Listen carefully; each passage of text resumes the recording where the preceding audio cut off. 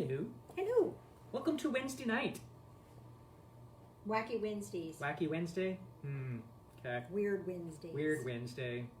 We've been working on a new microphone Phil just bought today. Great. Oh, it's very, very cool. Can't get it to work at all. I don't understand. We have nothing but issues. To be real frank, I really, really don't like this iPad. I don't like anything about it. Now we've had it for what, 6 months? I still don't like it. It's a year. It's been almost a year. We got it in March, didn't we? Whenever we first started this. March? Well, not quite a year. No, but not quite a year. a little longer than 6 months. Stupid jokes. What day do eggs get hate? Hate? Hate. Friday. Oh, ouch. Which food stays hot in the fridge? Cold cuts? Hot dogs. Oh. What do ghosts eat for lunch? Bologna sandwiches. Oh, bologna. Oh. You're full of bologna. That one hurts just to say it. Ouch. All right, I'll do 2 more just to end, Oh, end the no, year. 2 more. Okay. What do you call a stolen yam? A hot potato. That was actually funny. What do you call a small hot dog? A teeny weeny. I know. Shut up, Phil. People love those jokes, though. You know, people love them. They're I ridiculous. just may not be an aficionado, but Hi, Rosanna. aficionado. And Leslie. And Hello. Beth. And Hello. Jeff. And this is going to be the last one of the year. Hey, we're going to... Jan and I, we've been doing this for a few weeks now. Actually, probably more than a couple of months. You know the Twilight Zone? You know, and the sound da-da-da-da-da-da-da-da-da-da-da-da-da. Yeah. 2020, 2020, 2020. 2020, 2020, 2020. It's been a weird year. It's been a weird Sandy. year after all. Oh. That'll be in your head all That'll be night. in your head all night long. Okay, I'm out of here. Bye. Hello. Goodbye. See you later. Farewell. I'll be to say no to. Yeah, whatever. So, it's been a crazy week for me. I had cataract surgery on Monday. So, that was pretty scary, stressful for me. It ended up being... No makeup for weeks. Yeah, no makeup for weeks. You see me as you see me. There it is. Hey.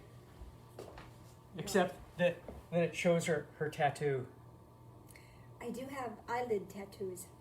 Well, not eyelid. Or is that eyelid? Yeah, it's on the eyelid. Is it eyelid? Yeah. Okay. Yeah, I had eyeliner tattooed on years ago. And then you had it done again. Then I had it done again because it wasn't right the first time. But anyway, gosh, the tattooing on my eyelids was worse than the cataract surgery. But I was pretty stressed out about that. And as a result, I had a lot of that cortisol stress hormone in my system. So I've been having to deal with clearing that out. And that takes time. The stress is just not a pretty thing at all. And what happens is then we have that stress hormone in our system, our stress build up in our system, and we misinterpret that as frustration or irritation or lots of other things. And so everything Phil did was irritating me because I was running on all this other energy. So I did the process I'm going to share with you tonight. And that stuff just faded away. It was just nearly miraculous.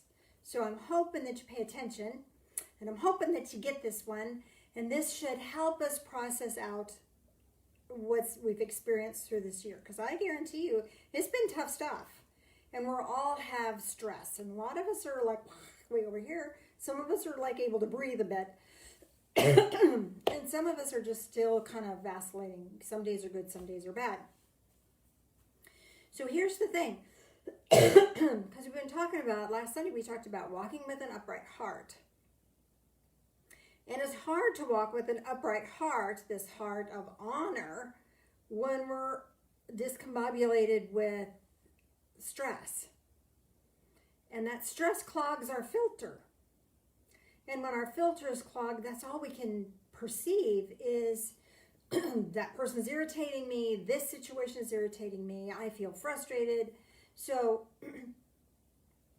and that doesn't help us walk our sacred path at all, at all. Normal, natural, we all do it. It's just a part of how we survive our environment, but it's not helpful. And there's a better way to walk through all of this.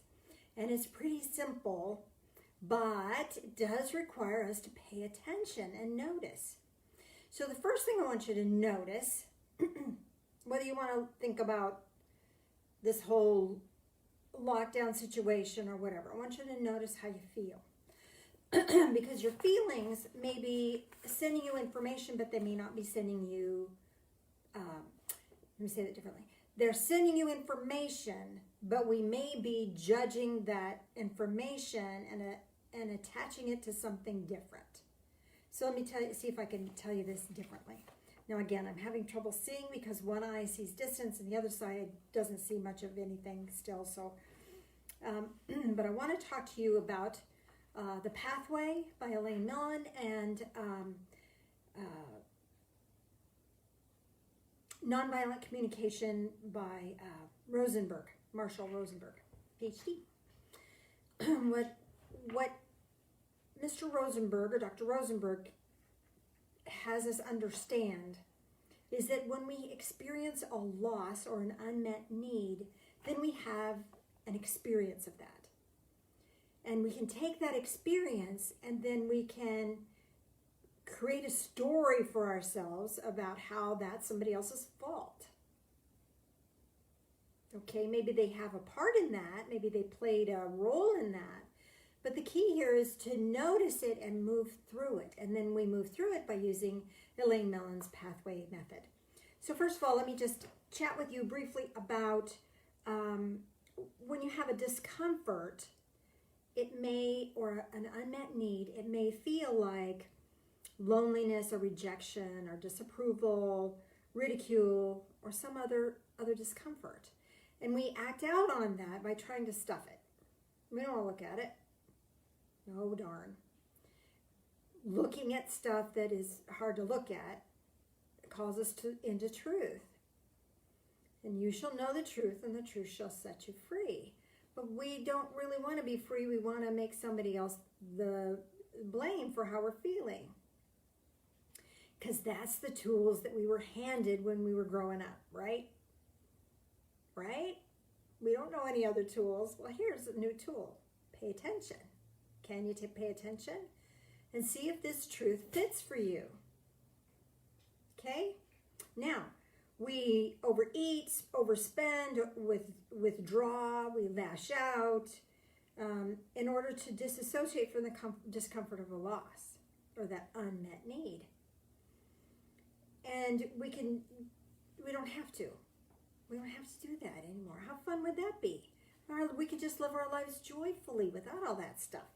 So, when a boundary's been breached, and maybe that other person did breach a boundary, we experience a loss, and then we have discomfort, okay? And in experiencing that loss, and that loss can feel like a loss of appreciation, a loss of tenderness, loss of companionship or nourishment or physical safety, self-expression, creativity, harmonious living, self-authority, self-actualization, input into our circumstances. Are you seeing a lot of these that fit for COVID lockdown, right? Inadequate sleep, fulfilling work, or having adequate sleep, having a loss of adequate sleep. I didn't sleep well before that surgery. I was just not good about it. I'll be better about the next one, I think. Fulfilling work, recreation, playtime. We don't get playtime sometimes when we're experiencing a loss. Or alone time. Now, alone time being willing solitude. You know, if we're restricted because of outside circumstances, that's a little different. But willing solitude or respect. Those are things that we require in our world to feel good about ourselves. Do we not? And those things are important to us.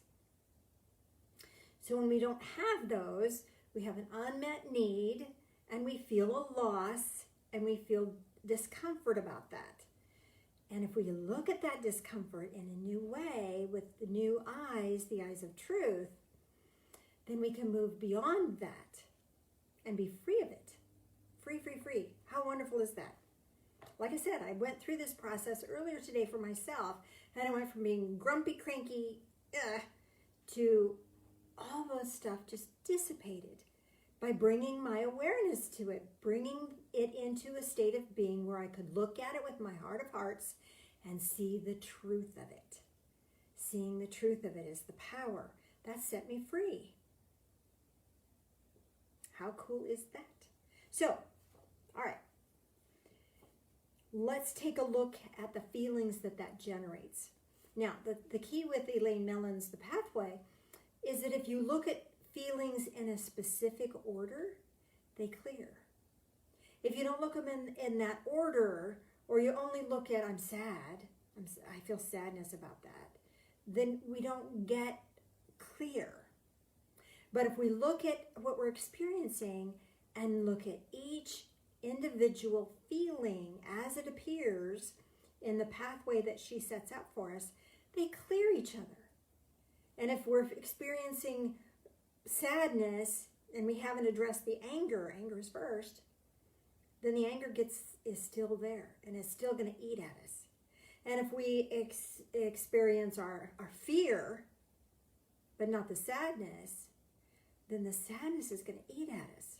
So it's imperative to get clear in this specific pathway. Now, she worked with a bunch of kids, and the kids were obese and overeaters. And when they worked through this process, they stopped. They would choose food wisely. Not because they had to, but just because it tasted better to them at that point. It's miraculous stuff. Ready for a miracle? I know I am. Here we go. So the first one is anger. I'm angry because. And just look at it. Now, if we're talking about this lockdown, I'm angry because my life is different. I'm angry because things are not the same. I'm angry because I don't have any choice about this stuff.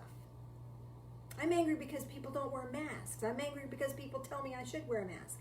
Whatever your experience of that, talk it out until you really notice the truth of it. See, the good book says, be angry but do not sin. You get to be angry. I grew up that grown-ups could be angry but kids can't. So you have to, you can't be angry. You got to stuff that stuff. That's not healthy. That's not the honorable path here. The honorable path is to look at it and clear it and not let the sun go down on our anger. Clear it out. Get it out of there because it sticks. Some of us are carrying anger from decades ago. Decades. And that filters everything. Have you ever seen an air conditioner with the filter clogged?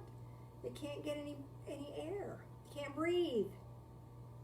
And when we have our filters clogged with anger, sadness, fear, frustration, all that stuff, we can't breathe spiritually. We can't breathe free because we're not looking at the truth of it. So just look at it. What's your truth of the situation? I'm angry because. And if it's I'm angry because they did that, okay, can you revise that just a bit and take them out of the picture? I'm angry because this happened. Yeah, sure, you might want to talk about that. But when we set blame on somebody else, we'll talk about that in a minute. When we set blame on somebody else, we're not looking at our truth. I'm angry because it should not have happened to me. I'm angry because I'm innocent. Make sense? So when we process the anger out, the next step is sadness. that makes me really sad because I'm sad because I if we're talking about the lockdown COVID thing, I'm sad because I don't know how things are going to be. I'm sad because I've lost connection with my friends. I'm sad because we have to do church live instead of being together. I don't get to see my grandkids very often. I'm sad about that. And if anger pops in there, I should be able to see my grandkids. I'm still angry. Go back to anger and keep talking that anger out until we're clear of it.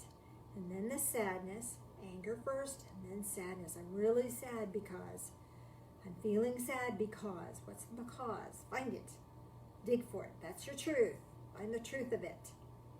And then I'm afraid because, or I'm afraid of, whichever. I'm afraid that this is going to go on forever. I'm afraid that I'll lose my mind. I'm afraid that I just won't know how to react when we get together again. I'm afraid that my world is just going to change forever and I don't know how to navigate this world. Those are all fears. Those are all fears. Then the next step is another feeling thing, but it's a little slightly different. This one is judgments. And judgments keep us locked in our story. And we fabricate these beautiful, elaborate stories that show how innocent we are and how wrong somebody else is. Well, there may be truth to that. But those elaborate stories are keeping us locked down and not free. It's not free. So I met someone years ago. And the first time I met this person, she told me this elaborate story about some harm that she had. I was like, I don't even know you. And you're telling me this story about how somebody did you wrong. How is that conversation? But that was her truth. That's how she was stuck in it. Which reminds me, because it's a little t truth. It's a truth that she experienced that. But it's not the big T truth that sets you free. The big T truths of the world. But let's look at them. It's important to look at them and look at those judgments. I should have spit in her face. I should have stood up for myself. I should have stormed out of that room, or I should have whatever. They should have asked me how I was. They should have engaged me in a real conversation. They should have whatever. Got it? So if we're talking about the COVID thing, it's like I should have run away from home. I don't know. I should have known before this happened. I should have had some clue. I should have figured it out sooner. I don't know. They should wear masks. Or they should not tell me to wear a mask. Whatever your mindset is about that. Personally, I wear a mask. I think that's wise. But whatever your mindset is, the should, remember we're looking at what we are experiencing of that. How we've set ourselves up for that. And when we see that, we don't have to stay stuck in that. Now maybe it's a little t truth.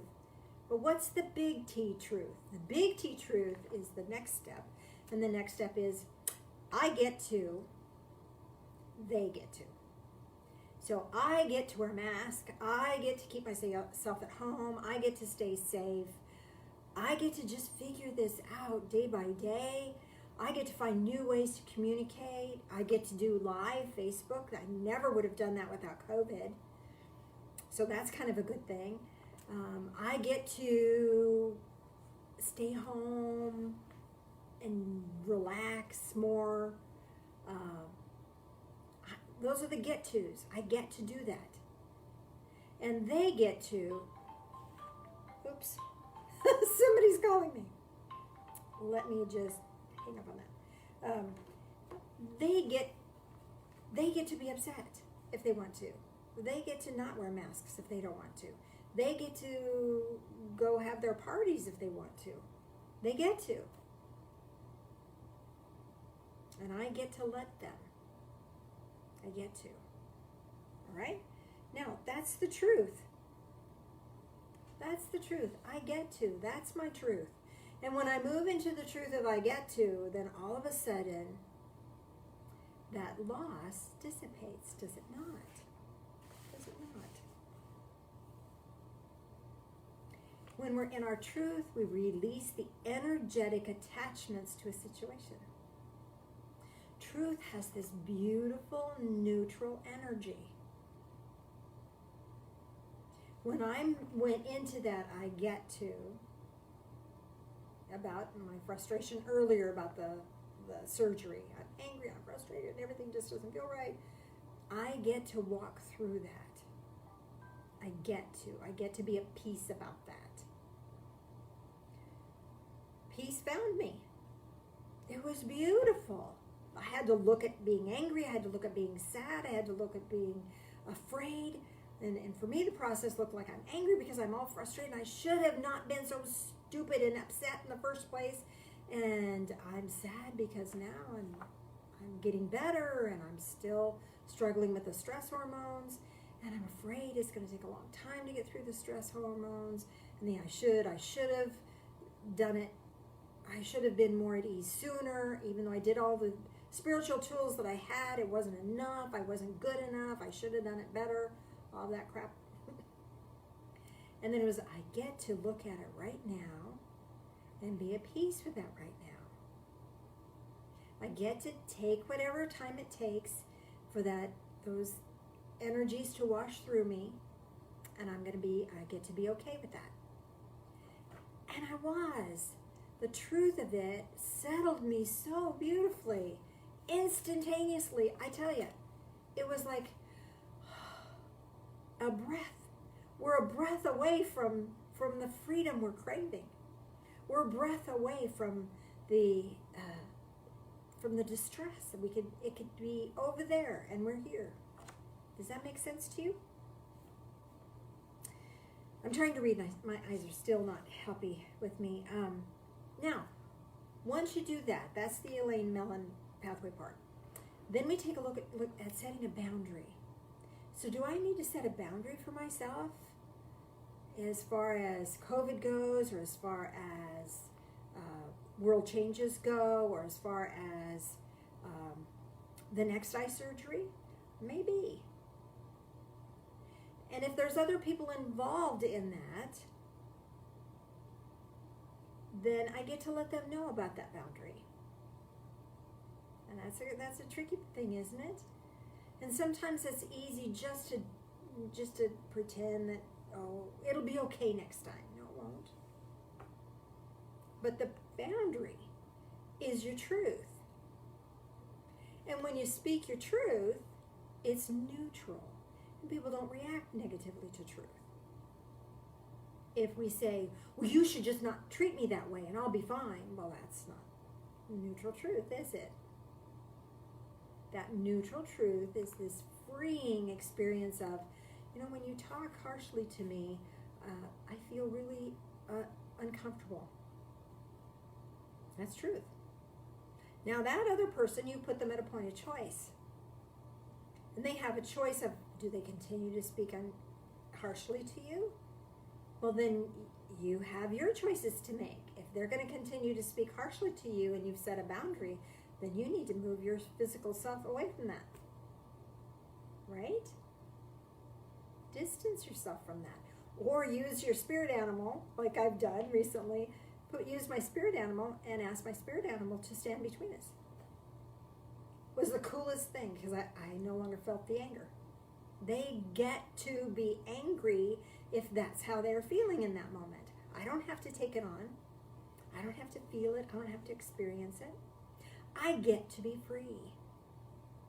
They get to do whatever they need to do, and I get to be free, and I don't have to feel that. Make sense? So, sometimes when we're asking people about boundaries, it's helpful to say things like, would you be willing to, even if it's, would you be willing to say that again, use different words? So that you have a chance to give them a chance to say it differently, to do it differently. Would you be willing to give me a minute to respond to that? Would you be willing to let me use the restroom for a minute? I'll be right back. You know, give yourself some space. You get to. You get to. And when you walk through that process, you're putting yourself at a point of choice. And when you put yourself at a point of choice, then you can experience this big T truth that grants you freedom. When we're stuck in our story, there's no choice there. There's no freedom there. We're just stuck in misery. Life happens. Misery is optional. And when we walk through our feelings with truth, the feelings dissipate. They don't build on one another. You know, sometimes when people are telling their stories, they reactivate that energy again. And like this person I was telling you about, when she was telling me her story, she felt that same betrayal, that same shame, blame, whatever. She felt whatever she experienced in that initial situation, she felt it again. She was reliving it because she was coming from that place of story, not from the place of big T truth. She was coming from her little truth of this happened to me and not the big T truth of I get to. Make sense? I hope it does. This is big stuff. So, you look at what's your situation? What's your loss? It's an unmet need. They're not the horrible, terrible person. Maybe they did a horrible, terrible thing, but you have an unmet need. And the only one that can meet that is you, is me. I'm the only one that can do that. If I'm liking somebody else make my needs met, I'm setting myself up for big trouble. That's a little T truth. You should. No, big T truth. My security, my joy, my peace is my job, not yours. You can't make me happy. You can't make me unhappy. It's my job. That's my job. That's my journey of truth. So we look, what are we feeling? Notice it. Pay attention. This is where truth resides, is in our attention. And then when we see it and we notice that, oh gosh, this is really, now I've got a bunch of feelings here. Let's look at them. Start with anger. I'm angry because. Sadness. I'm sad because. Fear. I'm afraid of or I'm fearful about. And then judgment. They should have, I should have. And then you move into I get to. And when you get to I get to and they get to, that freedom starts to happen. Now, icing on the cake, Elaine Mellon suggests you do one nice thing for yourself. Because again, your happiness is internal. We have so many times expected the world to make us happy, or the world to make us satisfied, or the world to make us feel good, or have value. I know people who the only value they have is the work that they do, because that's where they put all of their eggs in the basket of value. They don't value themselves. So it's whatever, if they can get kudos at work, then they have value. So they don't dare stop working. They're ready to retire. But they don't dare. Their life would fall apart. They would have nothing. That's external validation. The truth is in here. The value is in here. And looking at all this filter stuff with the eyes of truth, big T truth, not little t experience, but big T truth, we're free. We're free. So what's one nice thing you can do for yourself? What's the one nice thing I could do for myself? I don't know. Maybe I'll text somebody and have an interaction with somebody because I'm really missing people. You know? What's something you could do for you? Turn on some really pretty music and kind of just be in the moment of that? That would be a nice thing, wouldn't it? What's one nice thing you could do for yourself that's not reactionary, that's not external validation, but is an expression of the valid truth of the sacredness of who you are. An honoring and an acknowledgement of that. And when we talked about honor on Sunday, and when we walk a path of honor, we have this upright heart. And the blessings that follow for that are hope and grace.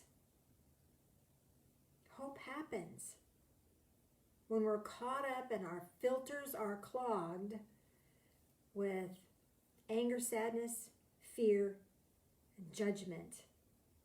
When our filters are clogged, we don't feel that safety. We don't feel that joy. Allow yourself to experience that by giving yourself a gift for today. One kind thing to do for yourself. You know, sometimes I do a goofy thing. I cut my onions and celery and bell peppers and stuff that I use for cooking. I chop it up early, do it all at one time and put it in the freezer. That's a gift I give to myself. Is it fun? Not necessarily. But every time I open the freezer, it's like, oh, thank God the onions are already chopped. I don't have to do that. So, you know, it doesn't have to be anything spectacular. It can be something even practical. What's one thing you could do for yourself today to acknowledge the truth of who you are and validate that sacredness of that upright heart that you own, that puts you on that path of honor, the ascended path? Hope this has helped. There's a lot of material here. Maybe when we start moving into Zoom classes here in the new year, more information on that to come. When we start moving into the Zoom classes, maybe we'll do this a little more in depth at that time. For now, I hope that has blessed you. If there's no specific comments, Mr. Phil, would you join me back here again, please? We'll wrap it up. How are we on time? Oh, perfect. He's back. Here he comes. Miss Lila's sleeping in the chair.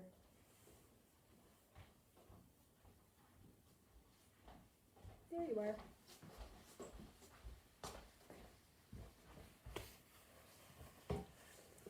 There he is. Hi, May. It's Mr. Phil. It is. All right. So For the rest of the year. Then I'm going to be somebody else. Oh, we're going. No, you're not. No, don't do that. You look nice without makeup. Why, thank you, sir. Oops. So the people seeing that. Sorry. Whatever. Hey, Valerie. Speaking of the new year, Happy New Year. Phil and I have a process we're going to share with you on manifesting. That we'll talk to you a little bit about that on New Year's Day. New Year's Day. I'm thinking maybe 1 o'clock. What do you think? Well, I was thinking 6 in the morning. No. No? No. Okay. I think any big games are done later in the day, are they not? I have no idea. So at this point in time, we're looking at 1 o'clock. So hopefully that'll work for you. Someone needs to tell us if that's not going to work. I mean, Yes. specifically because of games or something Yeah. that's on or whatever. Whatever. So Anyway, manifesting. I'll send a text out and hopefully an email if I can see. I'll send out an email reminding. Anyway, love you all tons. Let's bring that energy in from that higher source. Let it move into that heart space, that sacred, valid place that we just talked about. Move it into your left hand. I know I'm reversed from you, so this is your left hand, right? This is your left hand. And then across to the other hand, then back to the heart. Whichever way that works for you. still my left. Whatever. I don't know. Bringing that energy in, letting it fill your hands, the space between your hands. This energy is an energy that's building. It's not limited. It's unlimited from divine source. You can never have enough. You can never use it all. So just take it. Receive it. Because there's a boatload up there. There's a boatload. Now, with this energy, with your intent, you can send this to someone who's really hurting. Yeah. There's a lot of people who are really struggling right now. They don't have these processes that we have, and they don't have resources that we have, perhaps. And they're really, really scared and suffering. So you may know someone that's really in a difficult spot. So take this energy and send that to them. And release it. Let it go. This will help them find their way. Fresh, bright energy into your heart space, down your hands, back to your heart, connecting that circuit back in. Now let that energy rebuild. And this time, you get to keep this energy. This is for you. This is for you. This is to help clear, help bless, help restore the truth of who you really are. Love and light. Bring that into your heart space. And this allows you to be of service, so you can take that out into your community as best you can, no matter what the circumstances are. God bless. Happy New Year. Happy New Year. The next time we see each other, it's going to be 2021. And may that be a blessing. Hey, we had a great idea today. I have no idea what you're talking about. You do. Came up with a great idea. Take your 2020 calendar. Mary. Yes. Mary Logan. Mary yes. Logan. Take your 2020 calendar, shred it up, and use it for confetti. To bring in the new year. So many blessings to you. Hope you find joy and love and light. Bye. Blessings.